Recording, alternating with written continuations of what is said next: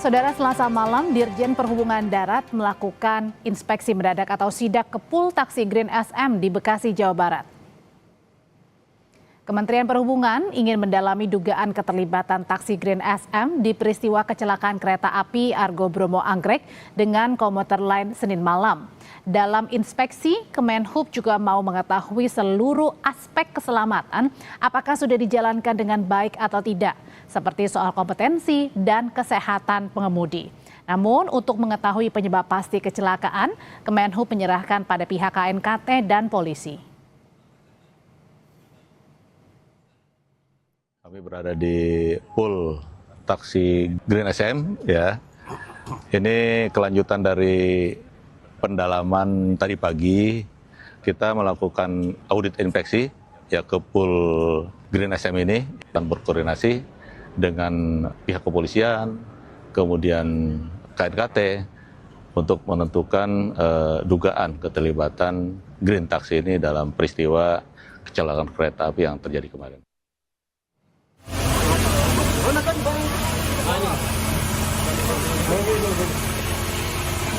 Dan saudara, ini adalah video proses evakuasi dari tim SAR gabungan menyelamatkan sejumlah penumpang yang terjebak di dalam gerbong kereta sesaat setelah peristiwa tabrakan kereta api Argo Bromo Anggrek terjadi. Dari video yang kami dapatkan dari kantor SAR Jakarta, terlihat tim SAR mengerahkan sejumlah alat berat untuk mengevakuasi para korban. Sementara tim medis memberikan tabung oksigen kepada korban selama proses evakuasi berlangsung.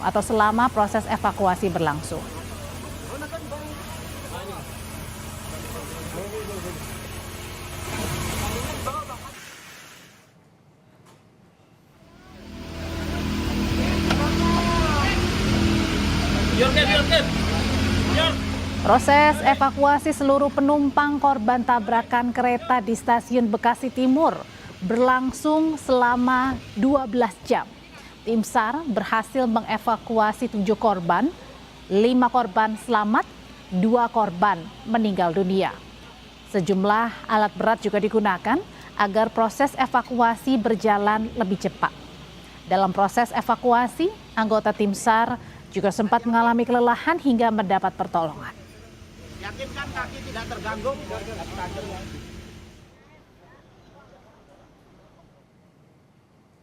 Sementara Kabid Humas Polda Metro Jaya Kombes Budi Hermanto menyebut polisi hari ini memeriksa masinis dan sopir taksi daring termasuk sejumlah saksi lain untuk mengungkap penyebab kecelakaan.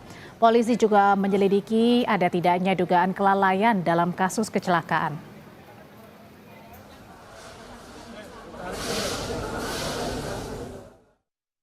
Untuk kegiatan pemintaan keterangan supir taksi online baru akan dilaksanakan, termasuk dengan beberapa orang masinis kereta listrik dan kereta cepat Argo Bromo Anggrek juga akan dilaksanakan permintaan keterangan pada hari ini juga. Kami akan melakukan update apabila nanti akan ada hasil dari proses pemeriksaan tersebut. Dan kami juga akan, tim penyidik akan mendalami apakah dari kealpaan ataupun kelalaian ini mengakibatkan luka sampai dengan hilangnya nyawa seseorang. Ini juga akan harus kita dalami ya secara komprehensif. Proses evakuasi para korban kecelakaan kereta api di Bekasi berlangsung dramatis dilakukan tim SAR gabungan. Sementara Presiden dengan tegas meminta investigasi menyeluruh soal penyebab kecelakaan kereta api Bekasi. Kita bahas di Kompas Petang bersama dengan Kepala Kantor SAR Jakarta, Desiana Kartika Bahari, dan Ketua Umum MTI, Haris Muhammadun. Selamat sore, Mas Haris. Mbak Desi, selamat sore. Selamat sore, Audrey. Selamat sore, Mbak Audrey. Selamat sore, Desi. Iya, Mbak Desi, tentu kami di sini ingin mengetahui proses evakuasi yang berjalan sejak Senin malam sampai Selasa butuh waktu belasan jam. Seperti apa waktu itu kesulitan evakuasinya, Mbak Desi? Ya, baik. Baik, terima kasih. Dari info awal yang kami dapatkan itu sekitar pukul 21.24 ya, itu tanggal 27 malam. Dan kami langsung merespon dari unit siaga SAR Bekasi, unit kami yang terdekat itu jaraknya sekitar tidak sampai lah, pokoknya 10 menit sudah sampai, dan kami langsung lakukan asesmen di situ, dan ternyata ada beberapa korban yang masih selamat dan itu kondisinya terhimpit atau terjepit oleh material dari kereta. Kemudian kami lakukan evakuasi segera mungkin dengan melihat juga kondisi dengan kehati-hatian, dan kami juga memperhatikan ya agar supaya tidak ada istilahnya untuk kami evakuasi dalam keadaan utuh gitu ya, tidak ada yang teramputasi, sehingga itu perlu pelan-pelan kami lakukan dari mulai jam 10 sampai dengan jam 7.30 sudah selesai semuanya, baik yang hidup dan meninggal. Mungkin itu yang bisa kami sampaikan sebentar. Oke, Mbak Desi, ini kita sekarang putarkan kembali Mbak Desi dan kawan-kawan. Ini pada saat apa nih, malam hari, dini hari atau gimana Mbak Desi di visual ini Mbak Desi? Ya, ini pada saat kita akan memotong itu material untuk mengangkat salah satu korban ya, kakinya masih terjepit material, itu ada yang di atas juga mungkin tampak reruntuhan yang memang tidak stabil ya. Jadi kami bersihkan dulu itu kan, sambil kami nanti potong yang di bawah dengan alat ekstrikasi begitu.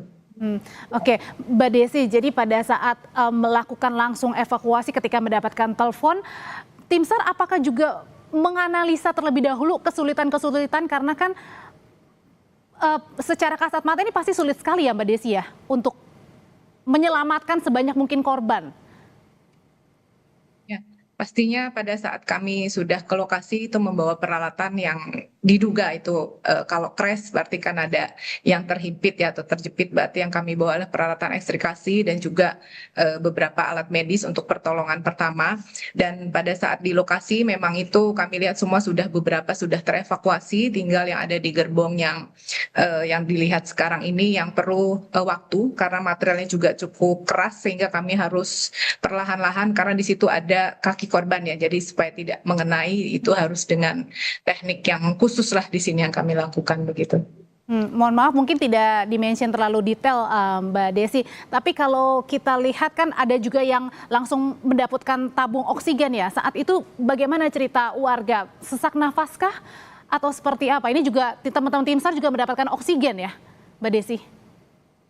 Ya betul, pada saat itu memang banyaknya orang ya sebenarnya di sekitaran lokasi, sehingga udara itu sangat sedikit yang masuk gitu pada malam itu sampai dengan dini hari, dan dari damkar itu ada blower yang mereka juga bantu, dan juga beberapa kipas angin itu bisa dilihat dari tangga. Dan untuk korban ini pakai oksigen memang tadi untuk sirkulasi udaranya dan juga dapat lebih fresh ya mereka, sambil kami juga melakukan evakuasi, juga dibantu dengan dokter. Di situ ada para medis yang memang standby untuk menstabilkan korban, dan juga memang ada beberapa yang korban menyampaikan sakit gitu ya, mungkin sudah lama untuk ingin cepat pulang gitu ya, cepat dievakuasi, tapi kami harus lakukan ini perlahan-lahan dulu karena tidak mudah gitu, jadi bertumpuk-tumpuk di situ kondisinya itu di gerbong yang ini, dan kebetulan semuanya wanita pula gitu.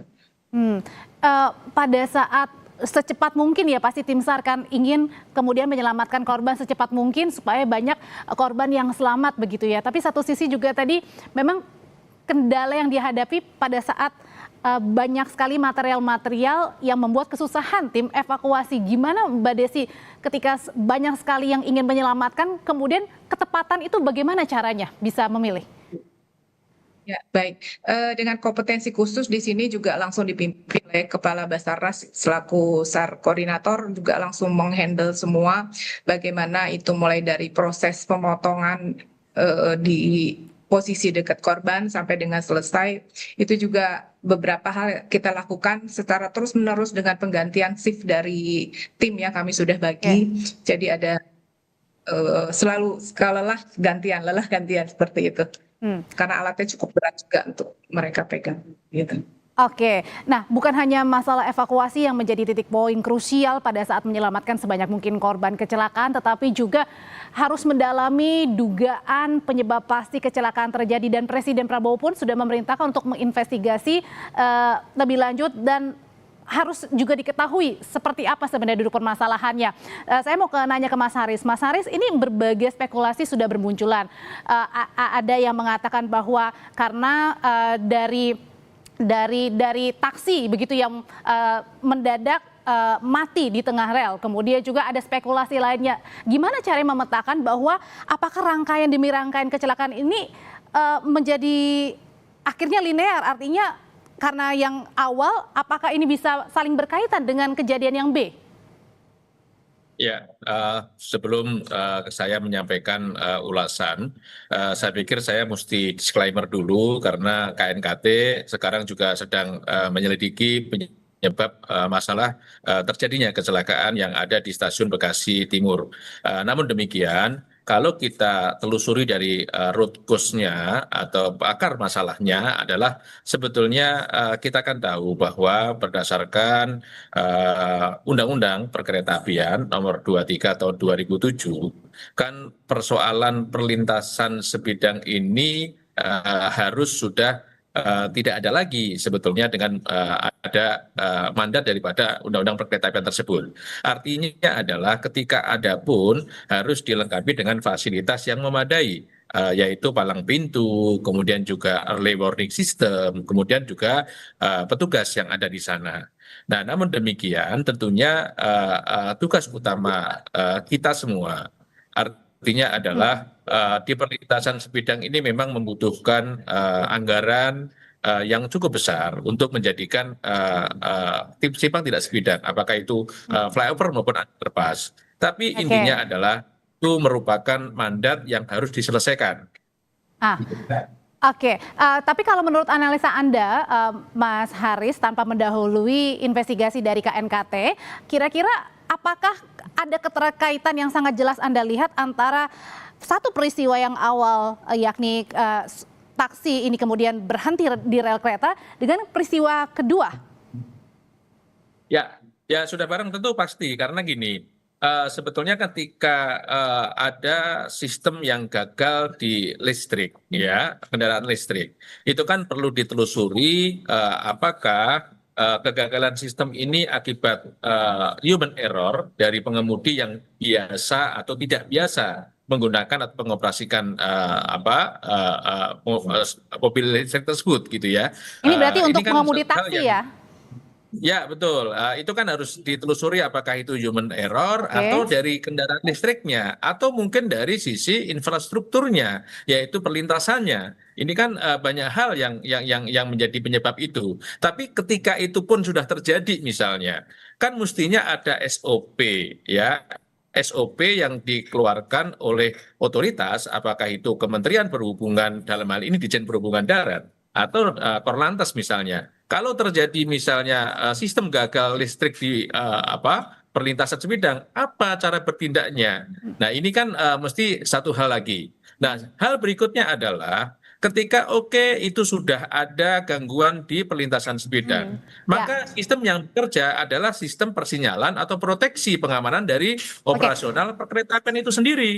Nah, ini yang tentunya sistem yang kedua ini juga harus dilihat, gitu loh. Berarti antara satu peristiwa awal, Mas Haris, berarti antara satu peristiwa awal yang taksi itu dan kemudian yang kedua ketika kereta Argo Bromo menabrak komuter lain, ini saling keterkaitan, Anda duganya seperti itu? Ya betul, karena gini, kalau satu sistem gagal, ya katakanlah misalnya, ini sekarang sedang ada evakuasi misalnya, atau sedang ada kerumunan, berarti kan ada obstacle dalam pergerakan perjalanan kereta api. Nah, mesti ada sistem yang kedua, yaitu proteksi keamanan perjalanan kereta api, yaitu persinyalan dan telekomunikasinya, itu harus jalan, gitu loh. Kan kita tahu nih, mesti ada upgrade lah, katakanlah sistem itu. Kita banyak sekali pelajaran lah. Ketika misalnya kereta cepat Jakarta Bandung misalnya, ada katakanlah biawak saja yang ada di jalur mereka, itu langsung berhenti, ada otomasi, ada alert, gitu loh. Nah, ini kan mestinya karena ini belum upgrade, maka SOP-nya, standarnya itu yang mestinya harus diinvestigasi lebih lanjut. Apakah misalnya petugas-petugas yang harus berkomunikasi di Stasiun Bekasi dan Stasiun Bekasi Timur yang bertanggung jawab terhadap persinyalan itu sudah bekerja sesuai dengan SOP enggak, gitu loh. Nah, ini kan perlu kita tunggu investigasi KNKT. Berarti ini artinya masih menyeluruh dan kemudian masing-masing masih tanda tanya ya, apakah ada hubungannya dengan SOP yang dijalankan sudah baik atau belum, persinyalan termasuk juga dengan keadaan sopir dan kendaraan listrik taksi tersebut ya. Terima kasih kalau gitu untuk ulasannya Mas Haris, Mbak Desi, selamat petang Bapak dan Ibu.